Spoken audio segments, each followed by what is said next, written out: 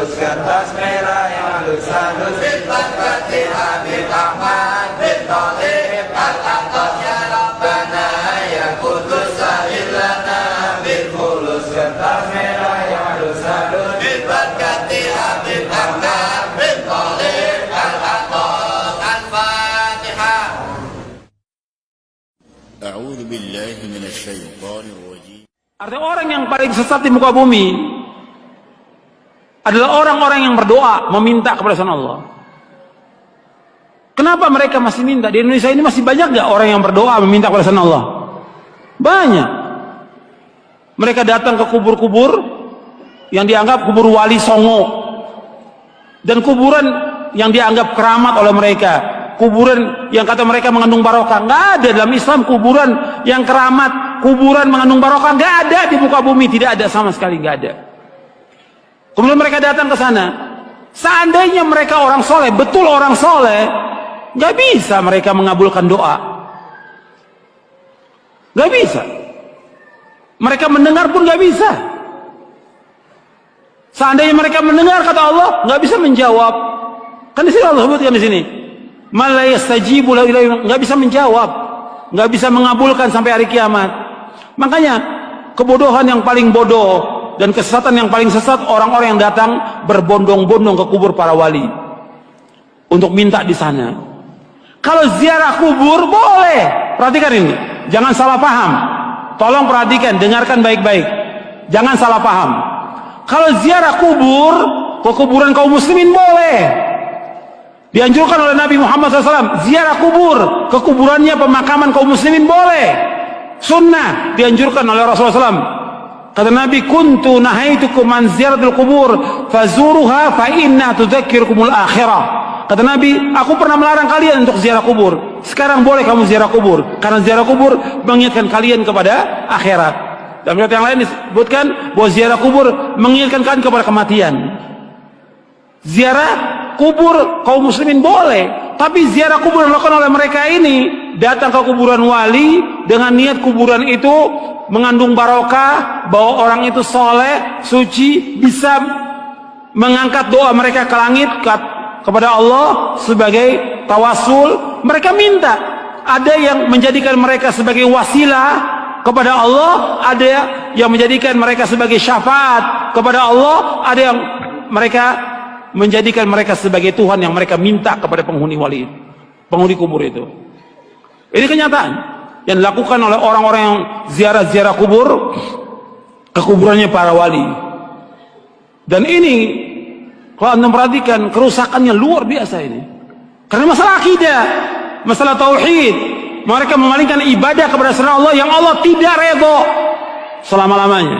Di dalam buku atau kitab Ushulus Tsalatsa oleh Syekh Muhammad bin Abdul Wahhab dikatakan, innallaha la yarda ay yushraka ma'ahu ahadun fi ibadatihi la malakun muqarrabun wala nabiyyun mursal. Allah tidak redha selama-lamanya apabila Allah disekutukan dengan makhluknya, apakah dengan malaikat yang dekat atau dengan nabi yang diutus. Allah nggak redha. Maksudnya kalau ada orang yang berdoa meminta kepada malaikat Jibril, minta kesembuhan, minta rezeki, minta dimudahkan urusan, Allah nggak redha. Karena malaikat Jibril nggak bisa mengabulkan doa yang mengabulkan doa Allah. Atau kepada nabi yang diutus, orang datang ke kuburannya Nabi Muhammad SAW, minta kepada Nabi Muhammad SAW supaya dimudahkan rezekinya, supaya dimudahkan jodohnya, supaya dagangannya laris, supaya segala macam. Allah nggak redha, nggak redha. Kenapa? Doa itu wajib dipanjatkan dan hanya ditujukan kepada Allah saja, tidak kepada yang lain. Allah nggak redha. Hatta kepada orang yang paling soleh, Nabi Muhammad SAW, orang datang kepada kuburan beliau minta, Allah nggak redha. Makanya nggak ada seorang sahabat pun yang datang ke kuburan Nabi untuk minta sesuatu, tidak ada. Tidak ada seorang sahabat pun radhiyallahu anhum ajmain yang datang ke kuburan Nabi untuk minta sesuatu, tidak ada sama sekali. Mereka berdoa langsung kepada Allah. Begitu juga setelah wafatnya Khulafaur Rasyidin, nggak ada orang datang. Tapi belakangan di abad kedua, ketiga mulai, siapa yang melakukan pertama kali penyembahan kepada kubur yang dikeramatkan? Pertama kali di muka bumi Syiah. Pertama kali, laknatullah alaihim. Pertama kali Syiah yang menyesatkan kaum muslimin. Mereka katakan kubur imamnya Kemudian kubur Husain mereka sembah, mereka tawaf di situ. Itu pertama kali. Sunnahnya orang Syiah, sunnah sayyi'ah, sunnah jahiliyah yang mereka lakukan. Bukan sunnah hasanah, sunnah sayyi'ah. Mengajak orang untuk menyembah kubur. Setelah itu diikuti oleh apa? Diikuti oleh yang kedua, tarekat sufiyah. Yang pertama Syiah, lanatullah alaihim. Yang kedua tarekat sufiyah, menganggap bahwa gurunya, syekhnya sebagai wali, sudah mencapai tingkatan yang paling tinggi. Sampai datang, sampai syekhnya mengatakan di buku-buku mereka, di kitab mereka, kalau kamu mengalami kesulitan, kesusahan dan saya sudah mati, kamu datang ke kubur saya, kata mereka begitu. Ini sesat dan menyesatkan kaum muslimin. Anda melihat sekarang tambah banyak orang yang pertama kali mulai kuburan itu disembah, kemudian dibangun kubur di dalam masjid. Itulah orang-orang Syiah. Nggak akan bertemu dalam Islam antara kuburan dengan masjid selama-lamanya, tidak akan ketemu dalam Islam. Adapun kuburan Nabi SAW itu di luar masjid. Kemudian pada Khalifah zaman Abdul Malik dibongkar, dimasukkan, dan sahabat sudah mengingkari yang masih hidup pada zaman itu. Nggak bisa bersatu dan beda kuburan Nabi. Karena apa? Nggak mungkin kuburan Nabi akan dibongkar, dipindahkan ke Baqi, nggak mungkin. Karena Nabi nggak mau. Kalau di Baqi akan disembah oleh manusia. Makanya Nabi dibedakan khusus untuk Nabi, dikuburkan di tempat itu dengan dua sahabatnya, Abu Bakar dan Umar. Adapun kuburan yang lain nggak boleh, nggak bisa bersatu antara masjid dengan kuburan selama-lamanya. Yang pertama kali Syiah. Karena ini perbuatan siapa? Perbuatannya orang-orang Yahudi dan Nasrani.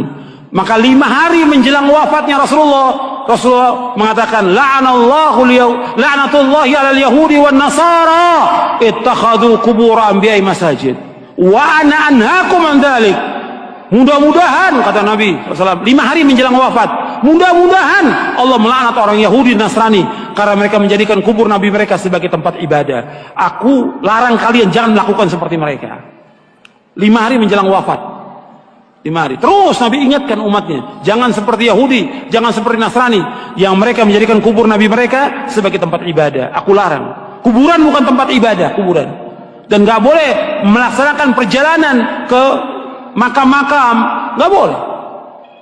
Ziarah kubur boleh, tapi menentukan makam tertentu untuk ziarah mempunyai keutamaan nggak boleh. Yang punya keutamaan 3 masjid, masjid aja, cuma 3 masjid dari seluruh dunia yang mempunyai keutamaan. Kata Nabi SAW dalam hadis yang saya ada di buku ini, la tushaddur rihalu illa ila 3 masajid, masjid hadza wa masjidil haram wa masjidil aqsa. Kata Nabi, nggak boleh mengadakan perjalanan dengan niat ibadah kecuali 3 masjid. Tidak boleh mengadakan perjalanan safar dengan tujuan ibadah kecuali 3 masjid. Pertama masjidku ini, Masjid Nabawi.